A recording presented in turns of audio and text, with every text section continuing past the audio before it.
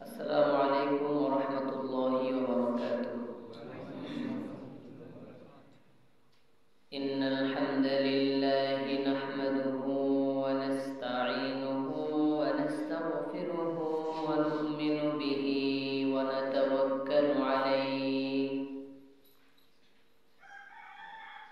ونعوذ بالله من شرور أنفسنا ومن سيئات أعمالنا. من يهده الله فلا مضل له ومن يضلل فلا هادي له. ونشهد أن لا إله إلا الله وحده لا شريك له. ونشهد أن سيدنا وسندنا وحبيبنا ومولانا محمدا عبده ورسوله الذي أرسله بالحق بشيرا ونذيرا وداعيا إلى الله بإذنه وسراجا منيرا. فقد قال الله تعالى في كلامه المجيد وفرقانه الحميد: أعوذ بالله من الشيطان الرجيم. بسم الله الرحمن الرحيم.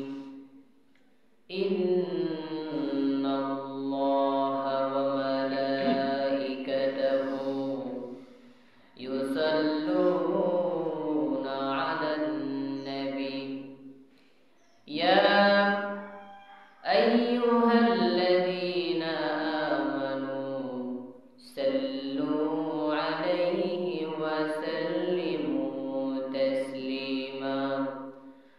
اللهم صل على محمد وعلى آل محمد كما صليت على إبراهيم وعلى آل إبراهيم إنك حميد مجيد. اللهم بارك على محمد وعلى آل محمد كما باركت على إبراهيم وعلى آل إبراهيم إنك حميد مجيد. আমরা কৃতজ্ঞতা প্রকাশ করি মহান আল্লাহ রাব্বুল আলামিনের দরবারে, যে মহান আল্লাহ রাব্বুল আলামিন আমাদেরকে সুস্থ সবল রেখে জুমআর সালাত আদায় করার জন্য জামে মসজিদে উপস্থিত হওয়ার তৌফিক দান করেছেন। আমরা পড়ি আলহামদুলিল্লাহ। আমরা আলোচনা শুনছিলাম হযরত ইউসুফ আলাইহিস সালামের জীবনী নিয়ে। ধারাবাহিক আলোচনার প্রায় শেষ পর্যায়ে আমরা পৌঁছেছি। শুরু থেকেই আমরা শুনেছিলাম ইউসুফ আলাইহিস সালাম মোট 12 জন ভাই ছিলেন। তার আপন ভাই বিনিয়ামিন আর 10 জন ছিলেন পিতা এক কিন্তু মা ভিন্ন। তো সেই 10 জন ইউসুফ আলাইহিস সালামকে হিংসা করে একটা কূপের ভেতরে রেখে এসেছিল। বণিক দল এসে ইউসুফ আলাইহিস সালামকে ভাইদের কাছ থেকে ক্রয় করে নিয়ে গেল। মিশরের আজিজ ইউসুফ আলাইহিস সালামকে কিনে নিয়ে গেলেন। সেখানে তিনি লালিত পালিত হলেন। একটা সময় মিশরের আজিজের স্ত্রীর সঙ্গে অনাকাঙ্ক্ষিত যে কর্মকাণ্ড ঘটে গিয়েছিল, তারপরে ইউসুফ আলাইহিস সালাম নির্দোষ প্রমাণিত হলেন। তারপরও কিছুদিন পর্যন্ত কারারুদ্ধ থাকলেন। এরপরে ইউসুফ আলাইহিস সালামকে শর্ত সাপেক্ষ, অর্থাৎ ইউসুফ আলাইহিস সালাম শর্ত জুড়ে দিয়ে কারাগার থেকে বের হয়ে আসলেন। রাজা বাদশার সঙ্গে কথা বলে তিনি একটা সময় মিশরের খাদ্যমন্ত্রী হয়ে গেলেন। খাদ্যমন্ত্রী হয়ে যাওয়ার পরে ভাইয়েরা ইউসুফ আলাইহিস সালামের কাছে আসলেন।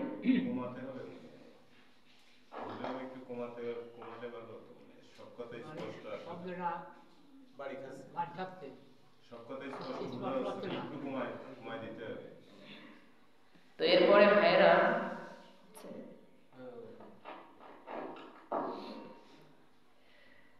তারপরে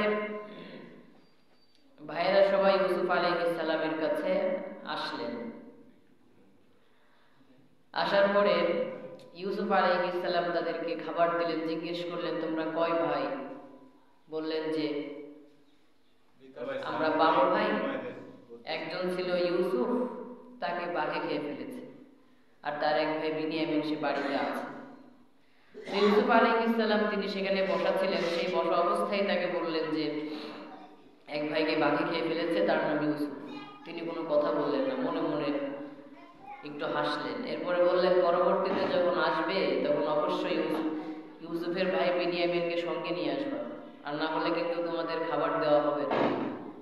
ফাইন লাম তাতুনি বিহি ফালা কাইদা লাকুম ইনদি ওয়ালা তাকরাবুনি। বললেন ইউসুফের যে ভাই বিনিয়ামিন আছে তাকে যদি নিয়ে না আসো তাহলে তোমাদেরকে খাবার দেওয়া হবে না, আর তোমরা আমার কাছেও যেন এসো না। ইউসুফ আলাইহিস সালাম সতর্ক করে দিলেন। তারা মনে মনে চিন্তা করলো যে তাহলে তো নিয়েই আসতে হবে। ক্বালু সানুগাবিতু আনহু আবাহু ওয়া ইন্না লাফাইলুন। আমরা বাবাকে রাজি করাবো, এই বিষয়ে চেষ্টা করব, এবং আমরা অবশ্যই চেষ্টা করব, আর আমরা এটা করেই ছাড়বো। এবার ভাইয়েরা চলে যাবে সেখান থেকে। ইউসুফ আলাইহিস সালামের কাছে এসেছিলেন খাদ্য নেওয়ার জন্য।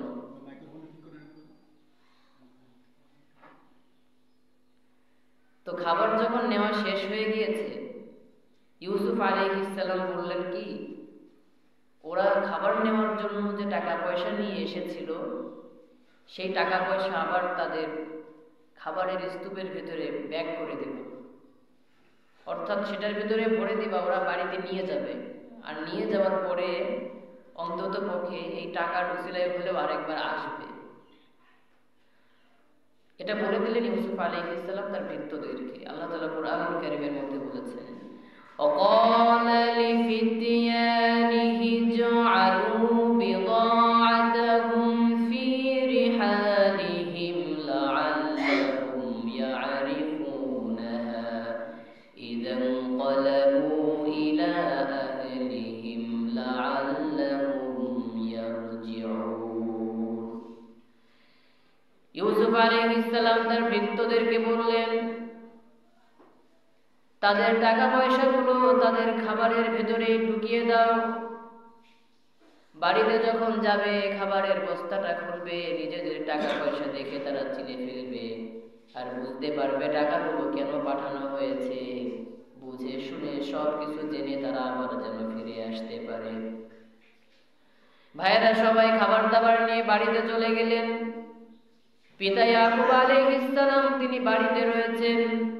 فلما رجعوا إلى أبيهم قالوا يا أبانا منع منا الكيل فأرسل معنا أخانا نكتل وإنا له لحافظون। ভাইয়েরা সবাই বাবার কাছে চলে গেলেন। গিয়ে বললেন, বাবা, মিশরের খাদ্যমন্ত্রীর কাছে গিয়েছিলাম, তিনি আমাদের জিজ্ঞেস করেছিলেন কয় ভাই আমরা। সব কিছু খুলে বললাম। তারপরে আমাদেরকে বললেন, তোমাদের যে বিনিয়ামিন ভাই এখনো পর্যন্ত রয়েছে তাকে আমার কাছে নিয়ে আসবে, যদি না আসে তাহলে খাবার দেওয়া হবে না। হে আমাদের শ্রদ্ধেয় পিতা, বিনিয়ামিনকে আমাদের সঙ্গে পাঠিয়ে দিন, তাকে নিয়ে যাব। ভাইয়েরা বাবাকে বোঝানোর চেষ্টা করলেন বিনিয়ামিনের কথা। মিশরের খাদ্যমন্ত্রী অনেকবার করে বলেছেন, আমরা যদি বিনিয়ামিনকে আমাদের সঙ্গে নিয়ে যাই তাহলে নিশ্চয়ই খাদ্যমন্ত্রী আমাদেরকে অনেক বেশি খাবার দিবেন। বাবাকে যখন বোঝানো হলো, বাবা বললেন, ক্বালা হাল আমানুকুম আলাইহি ইল্লা কামা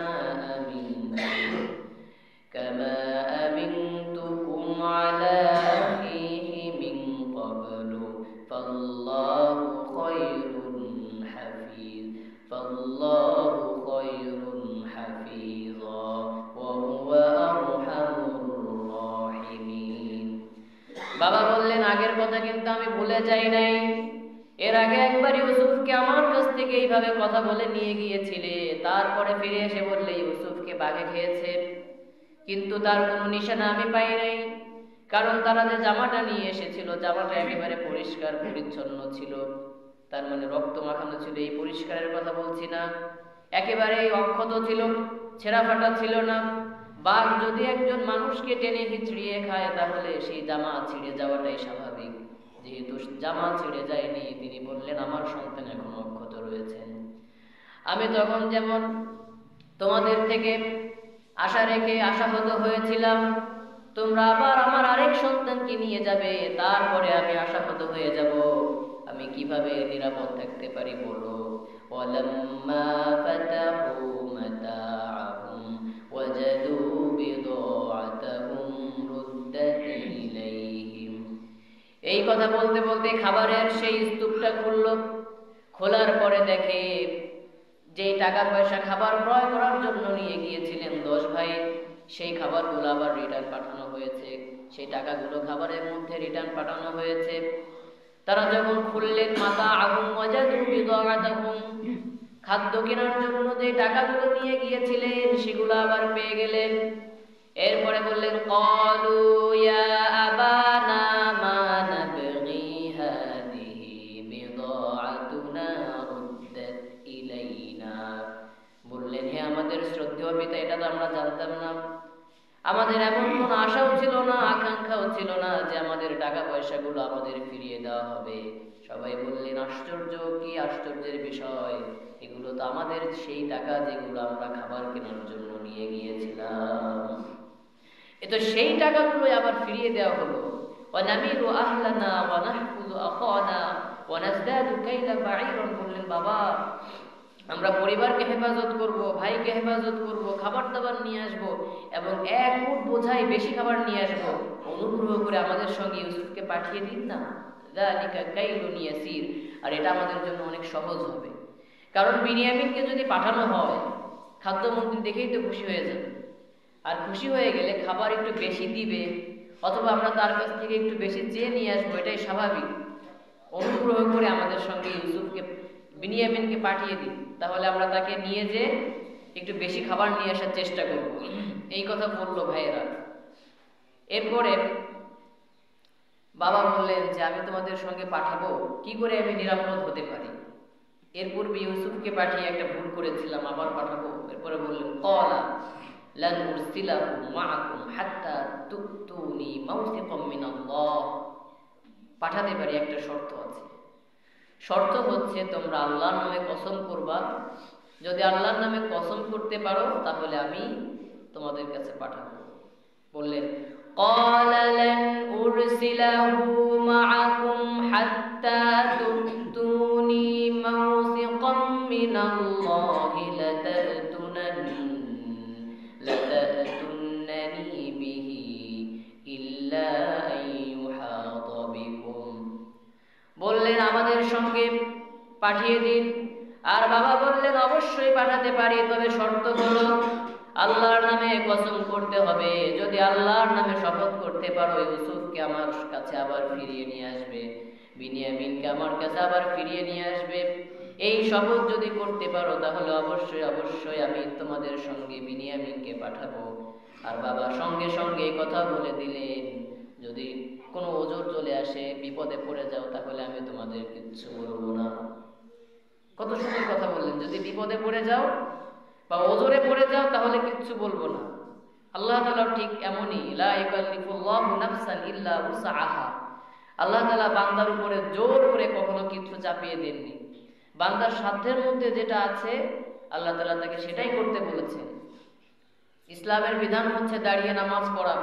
যদি দাঁড়িয়ে পড়তে না পারেন তাহলে বসে পড়তে পারবেন, যদি বসে পড়তে না পারেন চিত হয়ে পড়বেন, কাত হয়ে পারবেন। এই সহজ কে করে দিয়েছে?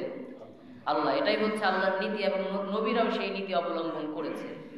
তখন ইয়াকুব আলাইহিস সালাম, তিনি তো একজন নবী, তিনি বললেন যে হ্যাঁ তোমরা যাও, বিনিয়ামিনকে নিয়ে আসবে, তার যেন কোনো ক্ষতি না হয়।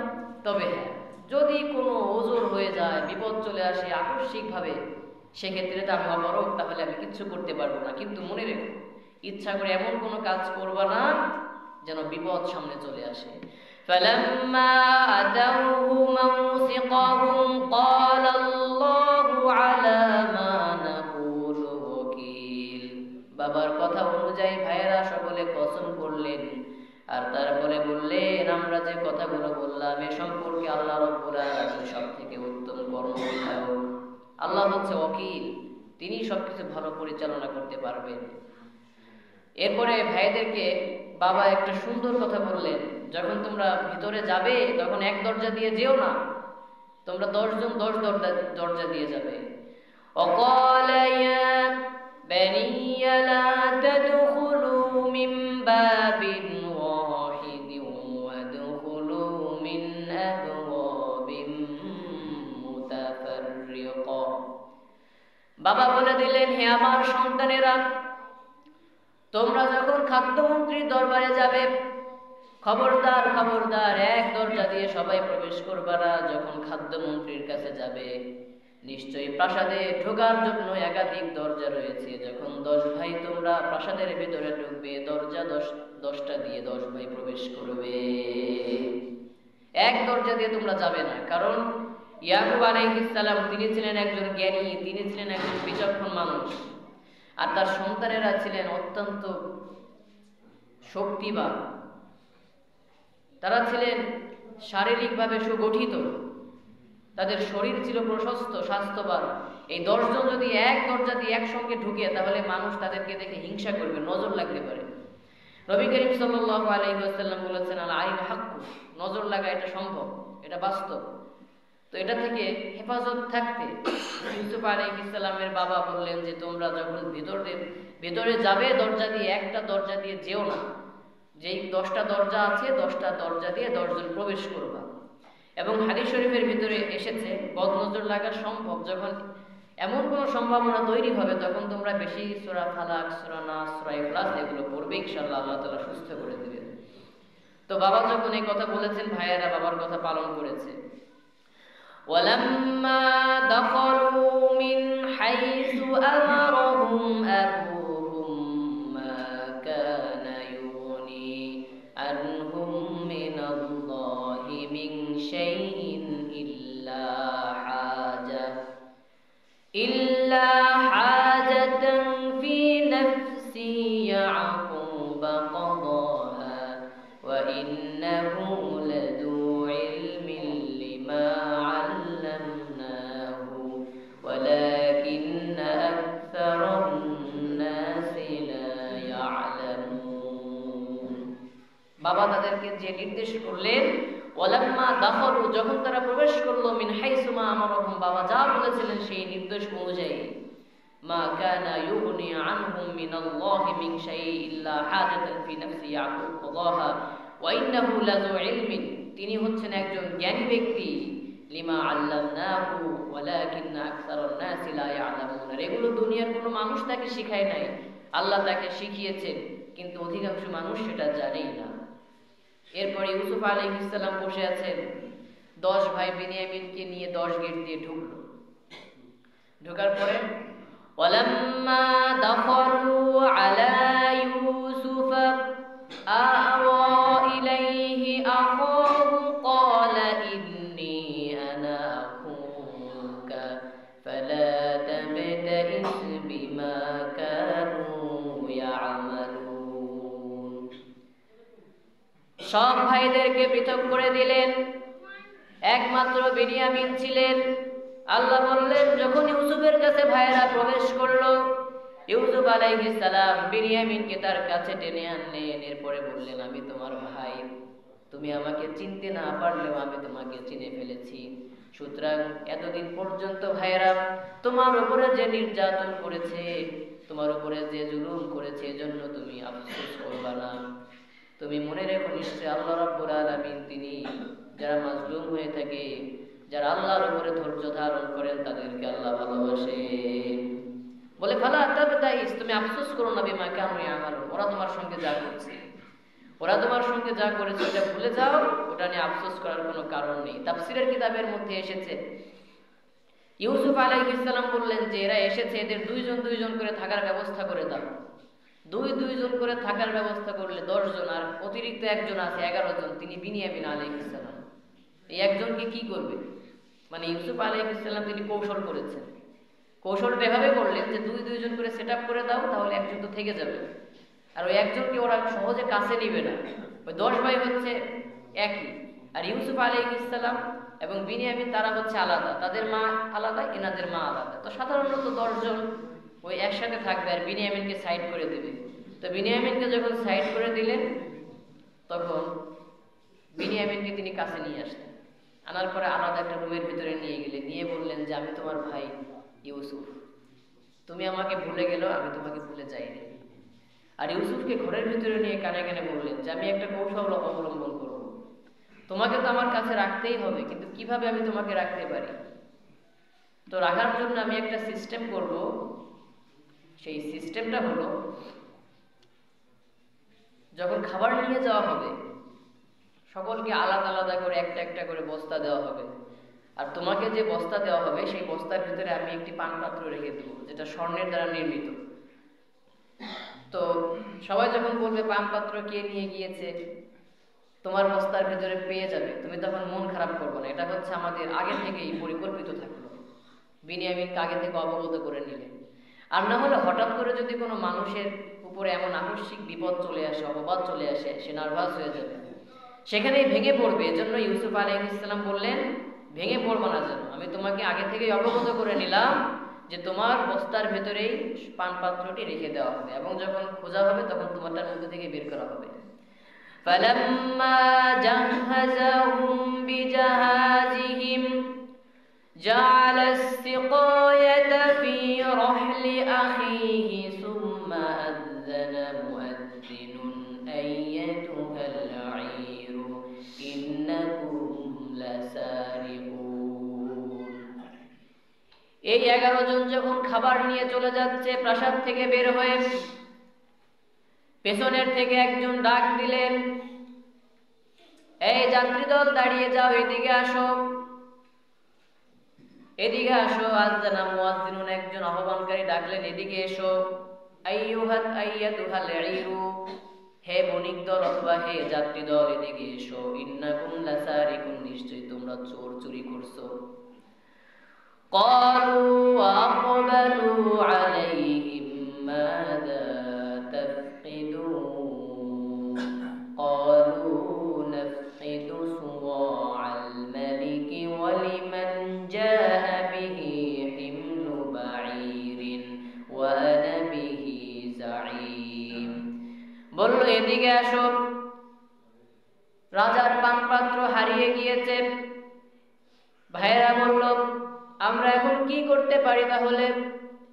বলা হলো, ক্বালু নাফকিদু সুওয়া'আল মালিক, ভৃত্যরা বলল, আমরা রাজার পানপাত্রকে হারিয়ে ফেলেছি। ওয়ালিমান জাআ বিহি, এবং যে সেই পানপাত্র নিয়ে আসতে পারবে, হিমলু বাঈরিন, তার জন্য এক উট বোঝাই করা খাবার থাকবে। ওয়া আনা বিহি যাঈম, এ সম্পর্কে আমি ভালো করেই জানি, আমি অবগত রয়েছি। ক্বালু তাল্লাহি লাকাদ আলিমতুম মা জি'না লিনুফসিদানা ফিল আরদি ওয়া মা কুন্না সারিকিন। ভাইয়েরা সবাই একত্রিত হয়ে গেল, আর একত্রিত হয়ে বলল, তুমি কি বলছো এই কথা? আমরা তো এখানে কোনো ঝগড়া ফাসাদ করতে আসি নাই। ক্বালু তাল্লাহি, ভাইয়েরা বলল, আল্লাহর কসম করে বলি, এইখানে লাকাদ আলিমতুম মা জি'না লিনুফসিদা ফিল আরদি, তোমরা তো জানো এখানে আমরা কোনো বিপর্যয় সৃষ্টি করতে আসি নাই। আমরা এসেছি খাবার নেওয়ার জন্য। আমরা একেবারে দুর্বল, অসহায়, আমাদের অঞ্চলে খাবার নেই, খাবার নেওয়ার জন্য এখানে এসেছি। কোনো বিপর্যয় করব তেমন শক্তিও তো আমাদের নেই, আর সেই ইচ্ছাও তো আমরা নিয়ে আসি নাই। আর বিশ্বাস করো, আমরা কোনো চোর নই, চুরি করতে এখানে আসি নাই।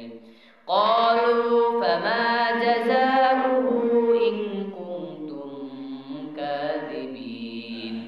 এবার ইউসুফ আলাইহিস সালামের ভৃত্যরা বলল, কারণ একেবারে সাজানো একটি ঘটনা। ইউসুফ আলাইহিস সালাম তিনি তো জানেন বিনিয়ামিন এটার মধ্যেই রয়েছে। ইউসুফ আলাইহিস সালামের ভৃত্যরা বললেন, ক্বালু ফামা জাযাউহু ইন কুনতুম কাযিবিন, যদি তোমরা তোমরা মিথ্যা কথা বলো তাহলে কি শাস্তি পাবে?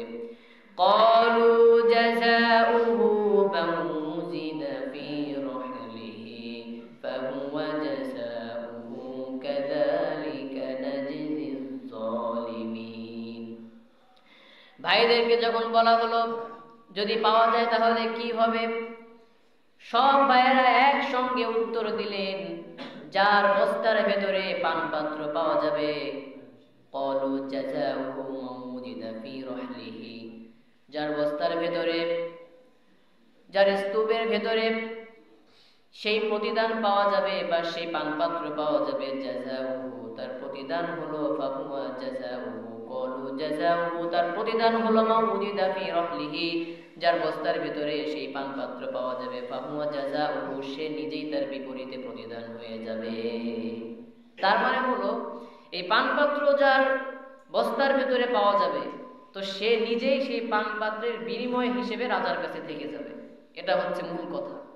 তো এখানে ইউসুফ আলাইহিস সালাম একটা মূল নীতি, এখানে একটা কৌশল অবলম্বন করেছেন। কৌশল হলো, এই ভাইয়েরা হচ্ছে ইব্রাহিম আলাইহিস সালামের ধর্মের অনুসারী ছিল। ইব্রাহিম আলাইহিস সালামের যে শরিয়ত ছিল সেই শরিয়তের অনুসারী ছিল ইয়াকুব আলাইহিস সালামের এই 10 জন সন্তান। আর ইউসুফ আলাইহিস সালাম তিনি জানতেন ইব্রাহিম আলাইহিস সালামের ধর্মে চুরি করলে কি বিধান। ইউসুফ আলাইহিস সালাম এবং ইব্রাহিম আলাইহিস সালাম এই দুই ভাইয়ের শরিয়তে চুরি করার ভিন্ন ভিন্ন বিধান ছিল। ইব্রাহিম আলাইহিস সালামের ধর্মে বা তার শরিয়তের বিধান ছিল হচ্ছে, যদি কোনো ব্যক্তি চুরি করে তাহলে চুরি করার বিনিময়ে সেই ব্যক্তিকে তার কাছে রেখে দেওয়া হবে। এটা হচ্ছে ইব্রাহিম আলাইহিস সালামের শরিয়তের বিধান। কিন্তু ইউসুফ আলাইহিস সালামের শরিয়তের এই বিধান ছিল না। এজন্য তিনি ইচ্ছা করলে নিজের থেকে একটি বিধান আরোপ করে দিতে পারতেন চুরির শাস্তি হিসেবে, কিন্তু তিনি সেটা করেননি। তিনি বিচক্ষণতার পরিচয় দিলেন, কারণ তিনি জানতেন যদি ওদের কাছে জিজ্ঞেস করা হয় যে চোর তার কি শাস্তি হবে, তাহলে তারা অবশ্যই বলবে যে চুরি করেছে তাকে রেখে দিবে। আর তিনি জানতেন বিনিয়ামিনের ভিতরেই পাওয়া যাবে, তাহলে বিনিয়ামিনকে আমি রেখে দিতে পারবো। তিনি এই কৌশল অবলম্বন করলেন। তো এই কৌশল অবলম্বন করার পরে ইউসুফ আলাইহিস সালাম বড় খুশি হয়ে গেলেন। তিনি বললেন, আচ্ছা ঠিক আছে, তোমরা যে কথাই বলেছ সে কথাই রাখা হবে এবং সে অনুযায়ী কাজ করা হবে, কোনো অসুবিধা নেই। এখানে অনেকের প্রশ্ন জাগতে পারে যে এক এক নবী এক এক কথা বলে, বা এক এক নবীর শরিয়ত এক এক রকম, ধর্ম তো একটাই, সত্য ইসলাম, তাহলে এক এক রকম শরিয়ত কেন আসবে? বিভিন্ন সময় পরিবর্তন কেন আসবে? নাস্তিকেরা অনেক সময় এই প্রশ্নটি করে থাকে। ওদের প্রশ্ন হচ্ছে, আল্লাহ এক আর সমস্ত নবী একই ধর্ম নিয়ে এসেছেন, তাহলে প্রত্যেকের ধর্মের ভেতরে ভিন্নতা থাকবে কেন? দেখেন এখানে চমৎকার একটি উত্তর হচ্ছে, মহান আল্লাহ রাব্বুল আলামিন এই পৃথিবীর সব কিছুর ক্ষেত্রে পর্যায়ক্রমিক পন্থা অবলম্বন করেছে। মানে একটার পরে একটা আসবে, একটা যাবে আরেকটা আসবে। যখন যেটা প্রয়োজন আল্লাহ তাআলা ঠিক তখন সেই নিয়ম করেছেন। একেবারে প্রাথমিক যুগে মদ খাওয়া হালাল ছিল, যখন দেখা গিয়েছে মদ খেলে মানুষ মাতাল হয়ে যায়, ঠিকমতো সালাত আদায় করতে পারে না, নামাজের ভেতরে উল্টা পাল্টা বকে, তখন আস্তে আস্তে আল্লাহ তাআলা এক একটা পর্যায়ে এক একটা ধাপে প্রথমে আল্লাহ মদের প্রতি অনীহা সৃষ্টি করলেন। তারপরে আল্লাহ বললেন এগুলো খেও না, এগুলো খেয়ে নামাজ পড়ো না। এরপরে একটা সময় যখন তাদের অনীহা সৃষ্টি হয়ে গিয়েছে তখন আল্লাহ মদকে হারাম করেছেন। তো প্রত্যেকটি ক্ষেত্রে আল্লাহ তাআলা একটি সামঞ্জস্যতা নিয়ন্ত্রণ করেছেন। তো ইব্রাহিম আলাইহিস সালাম তিনি হচ্ছেন আগে এসেছেন, ইউসুফ আলাইহিস সালাম পরে এসেছেন। তো এই কথা কেন নাস্তিকেরা বলে এবং এর উত্তর কি হবে? তো ওদের প্রশ্ন হচ্ছে এক এক নবী কেন এক একটা শরিয়ত নিয়ে আসে। দেখুন এটা একটা স্বাভাবিক বিষয়।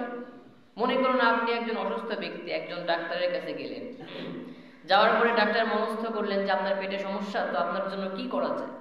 তো তিনি মনস্থ করলেন যে প্রথমে আপনাকে এক ডোজ ঔষধ দিবেন আপনার পেট শক্ত করার জন্য, পরের বার ঔষধ দিবেন আপনার পেট নরম করার জন্য, এরপর ঔষধ দিবেন আপনাকে হালকা করার জন্য, তারপরে ঔষধ দিবেন আপনাকে আপনার হজম শক্তি বৃদ্ধি করার জন্য। এই যে 4টা স্টেপ অবলম্বন করলেন বা করবেন, তিনি এটা মনস্থ করেছেন কেবল। কিন্তু ঘটনাক্রমে ডাক্তার তিনি প্রথম ডোজ দেওয়ার পরেই মারা গিয়েছেন। তো প্রথমবার আপনাকে ঔষধ দিয়েছিলেন আপনার পেট শক্ত করার জন্য, পেট শক্ত হয়ে গেল, তো আপনি এখন আরেক ডাক্তারের কাছে গিয়েছেন। এই ডাক্তার যদি বিচক্ষণ হয়, জ্ঞানী হয়, তাহলে তিনি নিশ্চয়ই আপনাকে দ্বিতীয় ডোজ দিবেন না। উনি যখন দেখবেন আপনার পেট শক্ত হয়ে গিয়েছে, তাহলে এখন পেট কি করতে হবে? নরম করতে হবে। তাহলে তিনি আপনাকে নরম ঔষধ, মানে নরম করার ঔষধ দিবেন। এই ব্যক্তিও মারা গেল। এরপরে যাবেন তৃতীয় জনের কাছে, উনি আপনাকে হালকা হওয়ার ঔষধ দিবেন। এরপরে যাবেন চতুর্থ জনের কাছে, দেখবেন এতে একেবারে সুস্থ, একে হজম কর্তব্য ঔষধ দিলেই হয়ে যাচ্ছে। তখন আপনাকে খাবার যেন আপনার পেটে শুয়ে যায়, যেন হজম শক্তি ভালো হয়ে যায়, সেই রকম ঔষধ দিবে। কিন্তু আপনি তো মনে মনে চিন্তা করতেছেন ডাক্তার এক একজন এক এক কথা বলে। ঠিক এমন একটা কাহিনী ঘটবে না? আপনি চারজনের কাছে গেলেন, চারজন আপনাকে চার রকম ঔষধ দিল, আপনি মনে মনে কি ভাববেন? ভাববেন যে এই চারজন হয়তো চার রকম চিকিৎসা করেছে। কিন্তু না, চিকিৎসা এক। ওই প্রথম জন যদি বেঁচে থাকতেন তাহলে আপনাকে ধাপে ধাপে চারটি চিকিৎসাই করতেন, এই চার প্রকারের ঔষধই আপনাকে দিতেন। ঠিক আল্লাহ তাআলা পৃথিবীর নিজামটা এভাবেই সেট করেছেন যে একজন নবী আসবেন, তার শরীয়ত এখানে ডোজ কমপ্লিট, এরপরে আরেকজন আসবেন, তার ডোজ ওইখান থেকে শুরু হবে, আরেকজন আসবেন, তার ডোজ ওইভাবে শুরু হবেন। এইভাবে করতে করতে আল্লাহ রাব্বুল আলামিন বিশ্ব নবী পর্যন্ত এসে ইসলামকে পরিপূর্ণ করে দিয়েছেন। সুবহানাল্লাহ। তো নাস্তিকরা যদি কোনো প্রশ্ন করে, প্রশ্নের উত্তর এইভাবে দিয়ে দিবে। ভিন্নতা কেন? এটা আল্লাহ পর্যায়ক্রমিক পন্থা অবলম্বন করেছেন, যখন যেটা লাগে আল্লাহ তখন সেটা করেছেন। এজন্য ওদের কোনো প্রশ্ন এখানে টিকবে না, এগুলো অবান্তর প্রশ্ন। এবার তো চেক করতে হবে কে নিল পানপাত্রটা, কে নিল। فبدأ بأوعيتهم قبل وعاء أخيهم ثم استخرجها من وعاء أخيه كذلك كدنا ليوسف ما كان ليأخذ أخاه في دين الملك إلا أن يشاء الله। আল্লাহ রাব্বুল আলামিন বলেন, এবার ইউসুফ চেক করা শুরু করলেন। কত সুন্দর নিয়ম তিনি অবলম্বন করলেন। নিজের ভাইয়ের ব্যাগটা আগে তিনি চেক করলেন না, বরঞ্চ বাকি যে 10 জন ছিলেন একের পরে এক তাদেরটা চেক করতে শুরু করলেন। কারণ প্রথমটা যদি চেক করা হয় বুঝে ফেলতে পারে, নিশ্চয় জানাশোনা ছিল। এজন্য তিনি প্রথমে ওদের 10 জনেরটা চেক করলেন, পাননি। এরপরে তিনি বিনিয়ামিনের ব্যাগটাকে, থলেটাকে চেক করলেন। আল্লাহ রাব্বুল আলামিন বলেন, যখন চেক করেছেন তখন তো পেয়ে গিয়েছে। এরপরে আল্লাহ বলেন, সুম্মাস্তাখরাজাহা মিন ওয়াই আখি। যখন বিনিয়ামিনের ব্যাগ চেক করলেন, ব্যাগের ভেতর থেকে পানপাত্র পেয়ে গেলেন। আল্লাহ বললেন, এইভাবে আমি ইউসুফকে কৌশল করা শিখিয়ে দিলাম। এরপরে বললেন, মা কানা লিয়াখুযা আখাহু ফি দীনিল মালিকি ইল্লা আইয়াশা আল্লাহ। মিশরের বাদশা যে নিয়ম করেছিলেন সেই নিয়ম যদি অবলম্বন করতেন তাহলে তিনি তার ভাইকে তার কাছে রাখতে পারতেন না। কেবলমাত্র আল্লাহ রাব্বুল আলামিন চেয়েছেন, এজন্য আল্লাহ বিনিয়ামিনকে আবার ইউসুফের কাছে ফিরিয়ে দিয়েছেন। সুবহানাল্লাহ। এজন্য ধৈর্য ধারণ করতে হবে, বিপদের মুহূর্তে ধৈর্য ধারণ করে শক্তভাবে টিকে থাকতে হবে। সময় এমন আসবে আল্লাহ তাআলা আপনাকে এত বেশি দিবেন, দিতেই থাকবেন, একটা পর্যায়ে আপনি খুশি হয়ে যাবেন। সুবহানাল্লাহ। ইউসুফ আলাইহিস সালাম খুশি হলেন এবং ভাইকে রেখে দিলেন। এরপরে ক্বালু ইয়াসরিক ফাকাদ সারাকা আকুল লাহু মিন ক্বাবল। ভাইয়েরা এবার বলতেছে কি, আমরা তো চুরি করতে পারি না, তো বিনিয়ামিন তো চুরি করেছে, এটা চুরি করা কোনো অসম্ভব বিষয় নয়। ক্বালু, তারা বলল, ইয়াসরিক, যদি ও চুরি করে এটা কোনো বিষয় না। ফাকাদ সারাকা আকুল লাহু মিন ক্বাবল। ওর একটা ভাই ছিল, তার নাম ছিল ইউসুফ, ওও চুরি করত। কি বললো? ওর একটা ভাই ছিল, তার নাম কি? ইউসুফ। সেও কি করত? কার সামনে দাঁড়িয়ে বলছে? ইউসুফের সামনে দাঁড়িয়ে বলছে। তিনি ছিলেন মিশরের খাদ্যমন্ত্রী। এখনের খাদ্যমন্ত্রী হলে কি করত? এটা ধর, জেলের ভেতরে ভর, তারপরে যা করার কর। ইউসুফ আলাইহিস সালাম কি করলেন? ফাসাররাহা ইউসুফু ফি নাফসিহি, মনে মনে একটু হাসি দিলেন। ওয়ালাম ইউবদিহা লাহুম, তাদের কাছে নিজের ক্ষমতা প্রকাশ করলেন না।